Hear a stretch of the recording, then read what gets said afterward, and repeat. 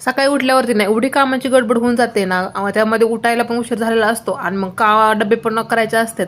त्यामुळे पटपट पटपट इकडं ना करून घ्यावं लागतं. एका साईडला भाजी टाकली, एका साईडला ना छान अशा आपलं टम्म फुगलेल्या आपल्या चपात्या पण करून टाकल्या. आणि त्यामध्ये आधी उठला होता त्याला ना खाऊ खायचा होता. इथं खाऊ खाल्ला त्याने. त्या पप्पांनी ना बर्फी आणली होती तर त्याला ती दिली होती खायला आणि त्याला गोड ना खूप जास्त आवडतं. आणि इकडे तोपर्यंत आमच्या ना ओवी मॅडम पण उठलेल्या होत्या. आणि बाहेर ना एवढं जास्त छान असं आमच्या इथं क्लायमेट होतं ना, आणि आभाळी येतं ना, सारखा पाऊस चालू असतो. आणि त्यामध्ये ना खाली इथं ना रोडचं काम चालू आहे ना, त्यामुळे सारखा आवाज होतो. त्यामुळं ना आमच्या ओवी मॅडमला ना खूप जास्त डिस्टर्ब होतं. सारखी उठती, अजिबात झोपत नाही. आणि इथं छान असं ना त्याचा खेळ पण चाललेला होता.